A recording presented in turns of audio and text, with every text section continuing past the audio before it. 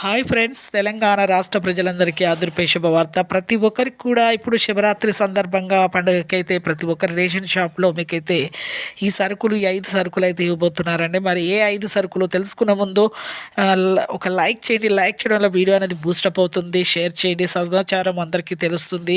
అలాగే కొత్తగా చూసారు సబ్స్క్రైబ్ చేయండి. పక్కనున్న బెల్ ఐకాన్ గంట నొక్కితే నేను వేసే నోటిఫికేషన్స్ మీకు లేటెస్ట్ అప్డేట్స్ వీడియోస్ ఎప్పటికప్పుడు అందిస్తూనే ఉంటామండి.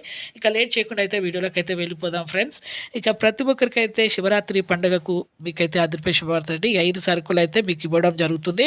రేషన్ షాప్ డీలర్స్ దగ్గరికి వెళ్ళి మీరు ఈ నెలనైతే శివరాత్రి పండుగ అయితే ఇది ఒక్క నెల మాత్రమే కందిపప్పు 2 కిలోలు, అలాగే చక్కెర 2 కిలోలు, కిరసనాయలు, అలాగే గోధుమ పిండి, అలాగే మీకు ఇంకా రైస్ అనేది ఒక వ్యక్తికి 6 కిలోలు ఇచ్చే బదులు ఇప్పుడు 10 కిలోలు అయితే ఇవ్వడం జరుగుతుంది. ఈ శివరాత్రి పండుగకు ప్రతి గ్రామాల్లో కూడా ఆల్రెడీ ఇప్పుడైతే ఇస్తూనే ఉన్నారు, మీకు కూడా ఇస్తారండి.